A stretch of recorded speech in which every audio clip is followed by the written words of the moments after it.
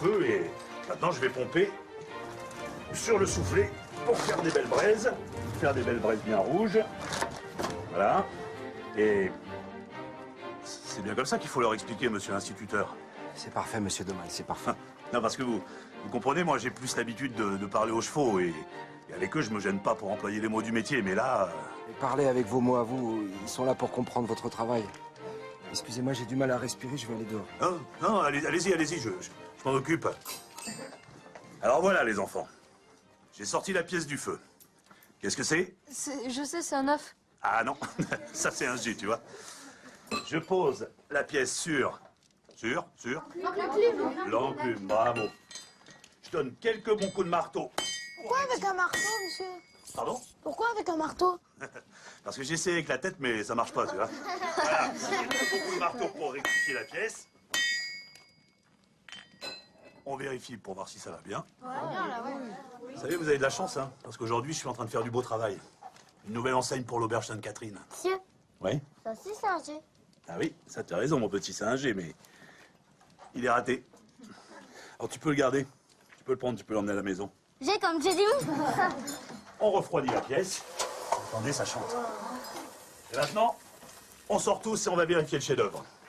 Attention, vous passez devant parce que c'est encore un peu chaud. Allez-y, allez-y. Hop, hop, hop. Alors les enfants, c'était intéressant? Oui. L'idée de faire des lettres en plomb. En mettant ces lettres les unes à côté des autres, il fit des mots, puis des phrases, et une page entière. Il frotta toutes les lettres avec de l'encre. Puis il mit dessus une feuille de papier, puis une autre, et encore une autre, et ainsi de suite. Il fallut moins de temps pour imprimer une page qu'on en mettait autrefois pour écrire un mot. Alors on imprimera des livres en grande quantité. Tita.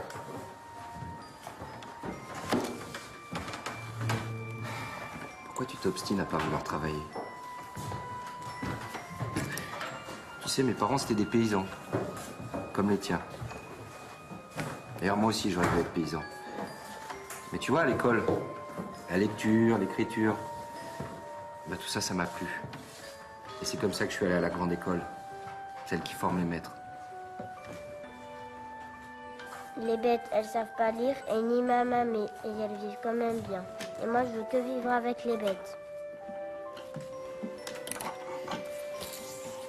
Monsieur, peut-être qu'il lui faut de grosses lettres pour apprendre un G. Un G, comme j'ai dit.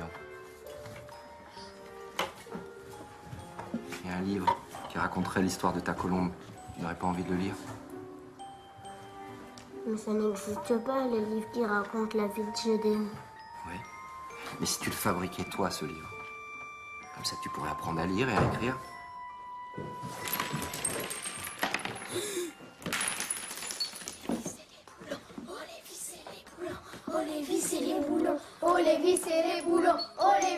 Les élèves ont plein de choses à raconter. Pourquoi ne pas leur faire imprimer leur propre texte? Et vous pensez que ça les captiverait plus que les manuels? Et ça, je ne sais pas. Mais en tout cas, j'ai découvert chez un industriel parisien un matériel d'imprimerie, de quoi imprimer des petits textes pour les affichettes, les prospectus. Et c'est la presse la moins chère du marché. Ah, malheureusement, en ce moment, le budget de la commune... Bien, tant pis. Je vais la commander.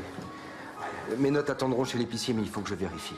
Il faut que je vérifie si ça m'aide à intéresser les gosses. Bon, écoutez, dès que vous la recevez, vous me prévenez, parce que, en tant que maire, là, ça m'intéresse. Doucement, les enfants. Allez, c'est faire le maître. Ah, voilà, attention, c'est pas doucement. Vas-y, c'est ça.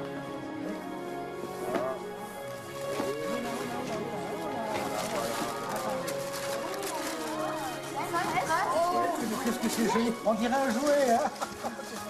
Vous allez les suivre tout de suite, hein, parce qu'il ne faut pas les faire à gros, on a plus à les tenir. Et on voit là. Oui. Mais monsieur, qu'est-ce qu'on va écrire avec ça? Et tu veux écrire, ton bonhomme? Dis-moi, on va écrire Vive la France, hein? Vive la France! Ah non, moi je propose plutôt Vive Gutenberg. Ah oui, Vous avez l'inventeur dans les enfants. Comment on va écrire? Oui, mais alors, dites-moi, comment vous allez faire? Parce qu'il va vous falloir du papier. Où est-ce que vous allez le trouver? L'épicier, une fois que j'aurai payé ma note. Ça y est. Dans mon bureau, j'ai plein de bulletins de vote des dernières élections, là. Et puis alors, c'est petit, mais c'est exactement la dimension de votre presse. Et puis le dos est vierge. J'y vais vite, hein. Je vais vite vous les chercher. Et moi, j'ai des vieux formulaires pleins dans la réserve. Ça peut vous servir, le dos aussi, il est vierge. Et monsieur, c'est vraiment une bonne idée d'avoir retourné l'estrade. Oui, comme ça, on ne perd pas de lettres.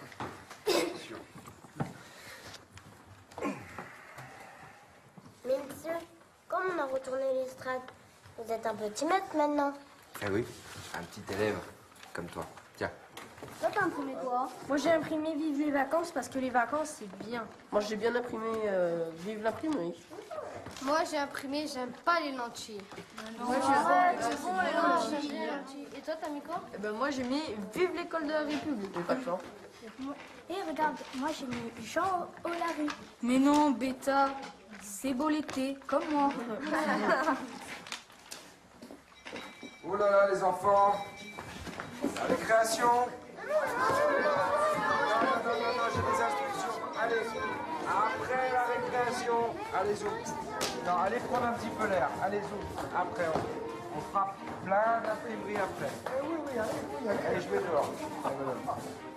Incroyable. Ça leur fait l'imprimerie, hein. C'est comme un jouet, quoi. Bon, on n'a quand même pas peur qu'ils se lassent vite, non? Bah, si c'est le cas, on la remisera. Ouais.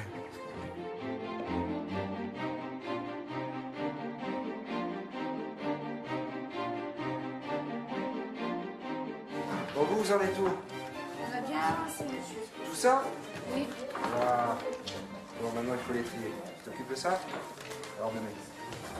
C'est pas content. J'aime, c'est ton texte.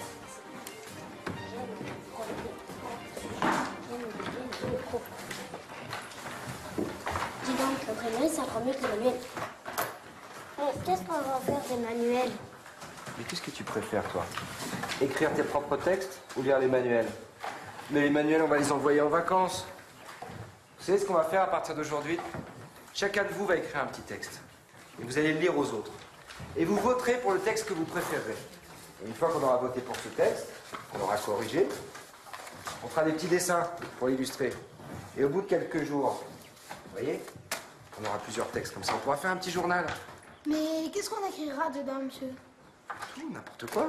Du moment que ça intéresse les autres, vous êtes libre. Et qu'est-ce qu'on fait si on sait pas écrire? Eh ben, tu vois, c'est simple.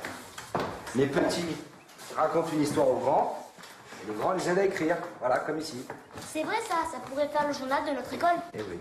On pourra l'amener chez nous? Oui, vous pourrez l'amener chez vous. Comme ça, vos parents, ils pourront voir tous vos progrès. On pourrait même le vendre au village. Ah, et avec les sous, on achèterait des presses pour tout le monde. On vote? Vous êtes d'accord? Apparemment, il y a tout le monde qui est d'accord. Eh ben, c'est adopté. Ce sera le livre de la vie. Et comment on va faire pour accrocher les pages? Ah, moi je sais. Mais ça sera le livre de la vis et du boulon. Oh la vis et le boulon.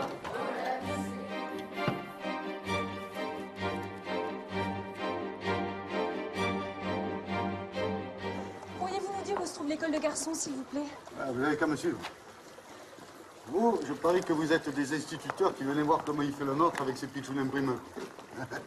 Vous n'êtes pas les premiers, hein.